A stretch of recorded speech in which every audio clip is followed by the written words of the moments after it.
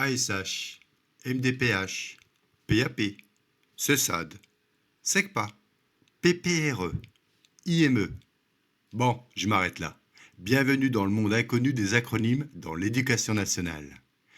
Je ne connais personne autour de moi qui peut me dire qu'il maîtrise cette novlangue utilisée lors des multiples réunions au sein de l'école. Et pour pimenter le tout, tous les 5 ans, notre institution n'hésite pas à modifier certains acronymes, sinon ça serait trop facile.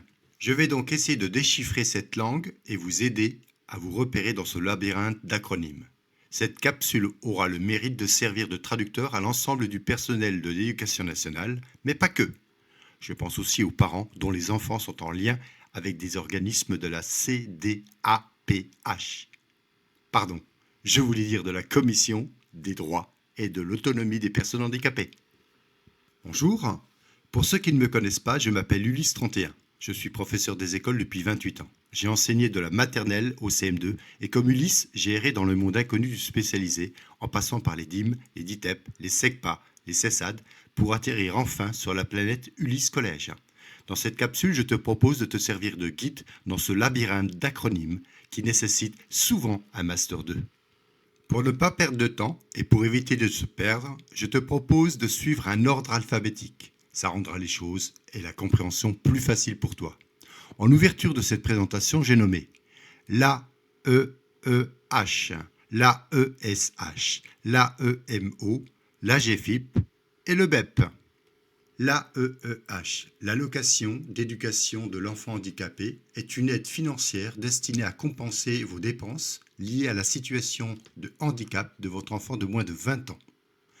L'AESH, c'est la nouvelle dénomination de l'AVS, c'est-à-dire l'auxiliaire de vie scolaire. L'accompagnant de l'élève en situation de handicap accompagne les élèves handicapés sur tous les temps scolaires et périscolaires, classe, cantine, sorties, etc. Elles ou ils peuvent aussi être amenés à participer à la mise en œuvre et au suivi des projets personnalisés de scolarisation au sein de l'établissement. Par exemple, une prise de notes pour un élève dysgraphique. L'AEMO, assistance éducative en milieu ouvert. C'est une mesure judiciaire ordonnée par le juge des enfants qui vise à apporter une aide et conseil à la famille, afin de surmonter des difficultés matérielles et morales qu'elle rencontre. En général, nous parlons de mineurs en situation de danger éducatif, santé, moralité, pour lesquels le développement physique, affectif, intellectuel et social sont gravement compromis. L'AGFIP, l'Association pour la gestion des fonds pour l'insertion professionnelle des personnes. C'est un organisme paritaire qui favorise l'insertion professionnelle et le maintien dans l'emploi des personnes handicapées dans les entreprises du secteur privé. Pour cela, elle accompagne des entreprises privées ainsi que les personnes handicapées à se réaliser professionnellement. Le BEP. Les besoins éducatifs particuliers sont des besoins présentés par les élèves qui ne peuvent être scolarisés dans de bonnes conditions. Par exemple, un élève atteint de troubles cognitifs qui a besoin d'un aménagement de sa scolarité et des adaptations pédagogiques pour leur permettre d'apprendre au même titre que les autres élèves. On peut prendre l'exemple d'un élève atteint de troubles autistiques légers. Nous poursuivons avec le KPI, la CDAPH, le CDOEA, le CMP et le CMPP.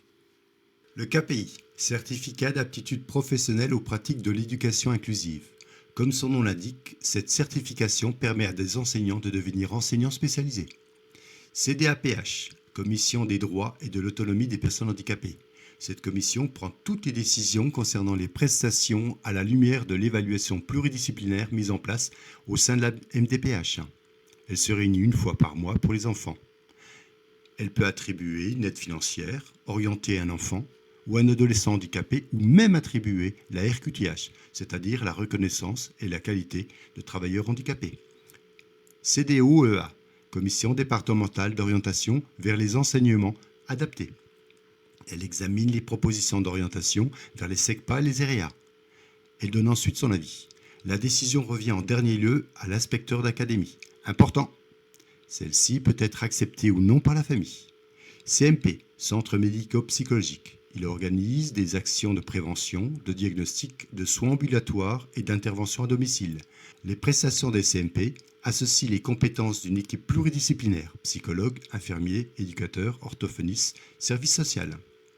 CMPP, Centre médico-psychopédagogique. Il propose un suivi et un accompagnement des enfants, des adolescents de 1 à 20 ans qui éprouvent des difficultés d'apprentissage, des troubles psychomoteurs, du langage, des troubles du comportement.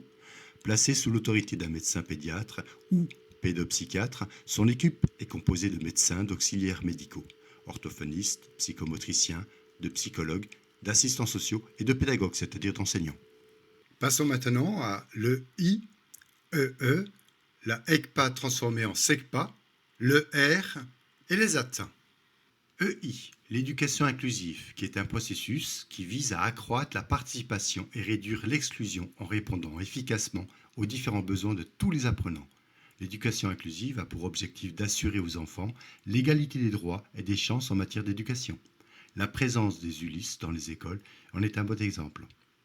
EE, équipe éducative, est un groupe de personnes qui se réunissent pour réfléchir aux perspectives envisagées pour la suite de la scolarité des enfants à besoins particuliers. Elle comprend le directeur d'école, les parents, le ou les enseignants spécialisés, éventuellement un médecin scolaire et des personnels paramédicaux, participant à des actions d'intégration de l'enfant. ECPA, appelée aussi SECPA, section d'enseignement général et professionnel adapté. Elle accueille des jeunes de la 6e à la 3e, présentant des difficultés scolaires importantes. Lorsque l'on parle de difficultés importantes, il s'agit de difficultés ne pouvant pas être résolues par des actions d'aide scolaire et de soutien. À titre d'exemple, les élèves de SECPA ont en général un niveau qui peut aller de fin CE1 à fin CE2. Le R, l'enseignant référent, c'est l'interlocuteur par excellence des parents. Il fait le lien entre les familles et l'ensemble des professionnels qui accompagnent l'élève tout au long de son parcours scolaire. C'est lui qui organise les ESS. ESAT, établissement et service d'aide par le travail. C'est une structure de travail protégée pour les adultes handicapés, psychiques ou polyhandicapés. Elle permet aux personnes en situation de handicap d'exercer une activité professionnelle tout en bénéficiant d'un soutien médico-social et éducatif. Chaque adulte a droit à un versement d'une rémunération qui ouvre droit également à une pension de retraite. Voilà, il est temps maintenant de sortir de ce labyrinthe. Tu as maintenant les clés pour naviguer dans le monde du spécialisé. N'hésite pas en commentaire à m'indiquer les principaux problèmes que tu rencontres. Nous pourrons ensemble les analyser, explorer les pistes et trouver des éléments de réponse. Surtout, n'hésite pas à activer la cloche et à partager cette capsule. Ce n'est pas grand-chose, mais ça fait la différence pour la chaîne. Merci beaucoup et à bientôt.